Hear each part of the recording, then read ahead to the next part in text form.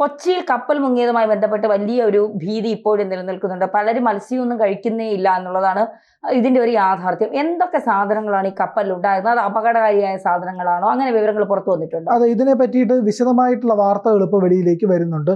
എങ്കിലും ഇതിന്റെ പൂർണ്ണമായിട്ടുള്ള ലിസ്റ്റ് എല്ലാവർക്കും, എല്ലാ മാധ്യമങ്ങൾക്കും ലഭ്യമായിട്ടുണ്ട്. MSC എൽസ 3 എന്ന കപ്പലിലെ കണ്ടെയ്നറുകളാണല്ലോ മുങ്ങിയത്. അപ്പോൾ ഇതിൽ എന്തൊക്കെ വസ്തുക്കൾ ഉണ്ടായിരുന്നുള്ളതിന്റെ പൂർണ്ണ വിവരമാണ് ഇപ്പോൾ പുറത്തു വന്നത്. കാൽസ്യത്തിന്റെയും കാർബണിന്റെയും സംയുക്തമായ കാൽസ്യം കാർബൈഡാണ് 13 കണ്ടെയ്നറുകൾ ഉണ്ടായിരുന്നത്.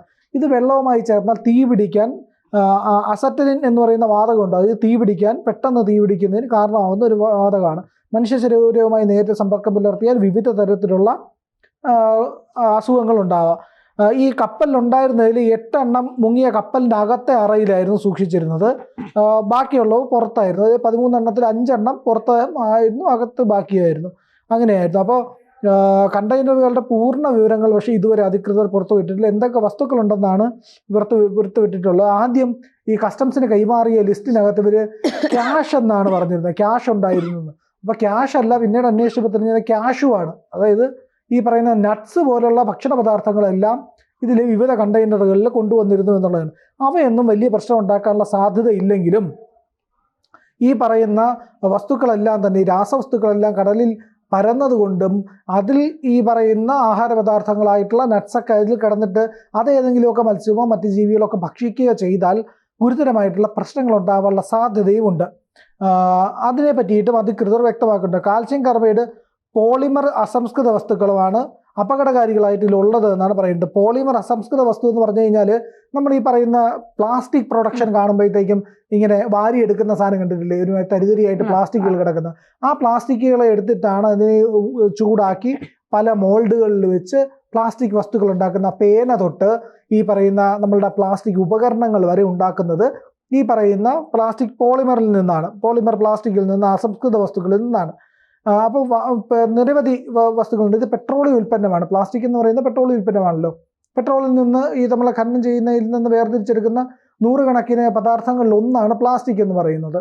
അപ്പോൾ അതുപോലെ അതിനകത്ത് നിന്ന് ഒരുപാട് നമ്മുടെ ഈ ഇന്ന് മാർക്കറ്റിൽ ലഭ്യമായിട്ടുള്ള ഈ കർപ്പൂരമൊക്കെ ഉണ്ടല്ലോ, ശരിക്കുള്ള പച്ചക്കർപ്പൂരം അല്ല കിട്ടുന്നത്. ആയുർവേദത്തിലൊക്കെ ഉപയോഗിക്കുന്ന പച്ചക്കർപ്പൂരം അതല്ല, ഇത്തരത്തിൽ പെട്രോളിയം പ്രോഡക്റ്റ് ആയിട്ടുള്ള അതിൽ എസൻസ് ചേർത്ത് വരുന്ന കർപ്പൂരമാണ് നമ്മൾ പലപ്പോഴും കർപ്പൂരം എന്നൊക്കെ പറഞ്ഞ് കത്തിക്കുന്നത്. അപ്പോൾ ഇത്തരത്തിലുള്ള വസ്തുക്കളെല്ലാം പെട്രോളിയം പ്രോഡക്റ്റുകളാണ്. നമ്മുടെ തെർമോക്കോൾ എന്ന് പറയുന്ന പെട്രോളിയം പ്രോഡക്റ്റ്. അപ്പോൾ ഇതുപോലുള്ള നിരവധി വസ്തുക്കൾ ഈ പെട്രോളിയത്തിൻ്റെ ബൈ പ്രോഡക്റ്റ് ആയിട്ട് വരുന്നുണ്ട്. അതിലൊന്നാണ് ഈ പറയുന്ന പോളിമർ പ്ലാസ്റ്റിക്. ഇതുകൊണ്ട് ഇതിൻ്റെ തരികളാണ് ഈ കൽക്കണ്ടം വിതറിയതുപോലെ ഈ തീരത്ത് കിടക്കുന്ന പടങ്ങളൊക്കെ വന്നത്. ഇത് മത്സ്യം കഴിക്കുകയാണെങ്കിൽ മീന് ഗുരുതരമായിട്ടുള്ള ആരോഗ്യ പ്രശ്നങ്ങളുണ്ടാകും, ചത്തുപോകും. അത് ചത്ത് കരക്കടിയാനുള്ള സാധ്യതയുണ്ട്. അപ്പോൾ ഇത് കഴിച്ച മീനിനെ ആണെങ്കിൽ കഴിക്കുന്ന ആൾക്കാർ കഴിക്കുന്നതെങ്കിൽ അതും രോഗകാരണമാകാം. ഈ കാൽസ്യം കാർബൈഡ് കലർന്ന വെള്ളത്തിൽ നിന്ന് പോരാത്തതിന് ഇത് ഇന്ധനം ഉറപ്പായിട്ടും വെള്ളത്തിലേക്ക് കലരും.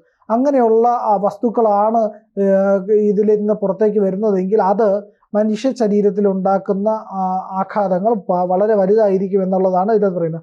46 കണ്ടെയ്നറുകളിൽ തേങ്ങയാണ് ഉണ്ടായിരുന്നത്.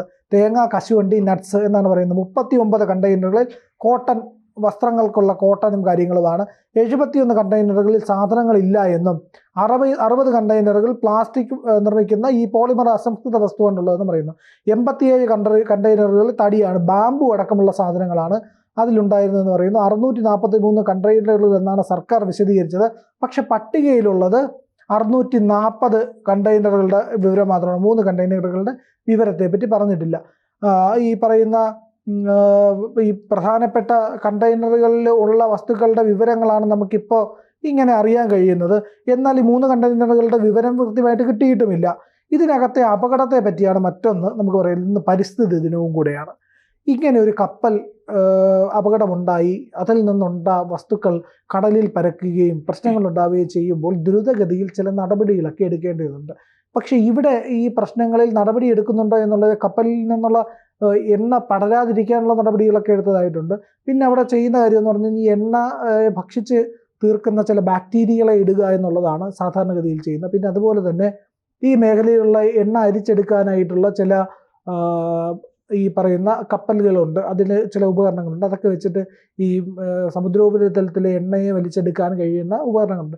അപ്പോൾ അതൊക്കെ പ്രയോഗിക്കുക എന്നുള്ളതേ ഉള്ളൂ. അത് അന്താരാഷ്ട്ര തലത്തിലുള്ള ചില നടപടികളും അതിലുണ്ട്. അപ്പോൾ വിദഗ്ധ സംഘം, ഈ കപ്പലിൻ്റെ കമ്പനിയുമായിട്ട് ബന്ധപ്പെട്ട വിദഗ്ധ സംഘം ഉടനെ തന്നെ ഈ പ്രദേശത്തെത്തി പരിശോധന നടത്തുമെന്നൊക്കെയാണ് അറിയുന്നത്. എന്തായാലും നമ്മുടെ കേരള തീരത്ത് നിരവധി സ്ഥലത്ത് ഈ കണ്ടെയ്നറുകൾ വന്ന് അടിഞ്ഞിട്ടുണ്ട്, അതിൽ നിന്നുള്ള സാധനങ്ങൾ പുറത്തേക്ക് വന്നിട്ടുണ്ട്, അതെല്ലാം ഈ തീരങ്ങളിലെല്ലാം കിടപ്പുണ്ട്. ആൾക്കാർ തുടരുത് എന്നൊക്കെയുള്ള നേരത്തെ നിർദ്ദേശങ്ങളെല്ലാം പഴയ വാർത്തകളാണ്. അങ്ങനെയുള്ളതെല്ലാം കിടക്കുന്നു. എങ്കിലും ഈ കപ്പൽ മറിഞ്ഞതിലെ ആശങ്ക ഇപ്പോഴും ഒഴിയുന്നില്ല. അതൊരു വലിയ പ്രശ്നമാണ്. ആരൊക്കെ നമ്മളോട് പറഞ്ഞു, നമുക്കൊന്ന് ധന്യൊന്ന് ആലോചിച്ച് നോക്കൂ, ആരൊക്കെ പറഞ്ഞു നമ്മളോട് ഇത് പ്രശ്നമാണ്, എത്രത്തോളം പ്രശ്നമാണ്, എങ്ങനെയൊക്കെയാണ് എന്നുള്ള കാര്യങ്ങളെ പറ്റി ആരെങ്കിലും വിശദീകരിച്ചു? ആരും വിശദീകരിച്ചില്ല. അപ്പോൾ ഇതിനകത്തുള്ള അപകട സാധ്യത ജനങ്ങൾ ബോധവാന്മാരാകുന്നതിൽ ചിലപ്പോൾ ഭരണാധികാരികൾക്ക് ആശങ്കയുണ്ടായിരിക്കും.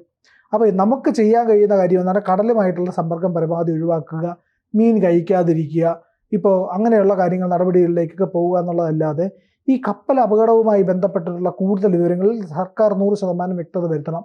ഇന്ന കാര്യങ്ങളാണ് സംഭവിച്ചിട്ടുള്ളത്, മറ്റുള്ള കാര്യങ്ങൾ ആശങ്ക വേണ്ട എന്നുള്ളത് പറയുന്നത്. പക്ഷെ ഇവിടെ പല വാദങ്ങളാണ് വരുന്നത്, ഒരേ സമയം പലതരത്തിലുള്ള വാർത്തകൾ വരുന്നു. ചില മീൻ കഴിച്ചാൽ ക്യാൻസർ വരെ വരുമെന്ന് പറയുന്നു, ചിലർ പറയുന്നു മരണപ്പെട്ടു പോകുമെന്ന് പറയുന്നു, ചിലർ പറയുന്നു ശരീരം തന്നെ ഈ തൊലികൾ പൊളിഞ്ഞു പോകുന്ന രോഗം ക്രമേണ അത് സംഭവിക്കാമെന്ന് പറയുന്നു.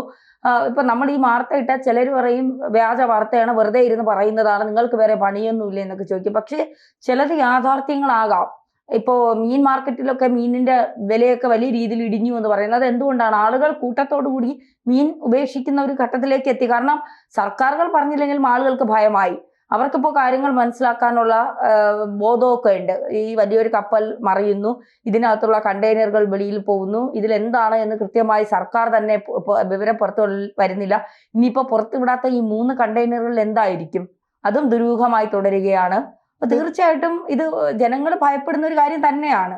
അതെ, ഇതിനകത്ത് രക്ഷാദൗത്യം എന്ന് പറയുന്ന കാര്യങ്ങളിലൊന്നും വലിയ രീതിയിൽ ഇവർ ഇടപെട്ടിട്ടില്ല എന്നുള്ളതും ഇതിനകത്ത് പ്രധാനപ്പെട്ട കാര്യമാണ്. മറ്റ് കപ്പലുകൾ ഉപയോഗിച്ച് ഇത്തരത്തിൽ ചരിഞ്ഞു തുടങ്ങുന്ന കപ്പലിനെ നിവർത്തുന്ന ചില പ്രവർത്തനങ്ങളുണ്ട്. നമ്മൾ നിങ്ങൾ ഈ പറയുന്ന പ്രേക്ഷകർക്ക് തന്നെ ഗൂഗിൾ ചെയ്ത് നോക്കിക്കഴിഞ്ഞാൽ അതിനെ പറ്റിയിട്ട് അറിയാൻ കഴിയും.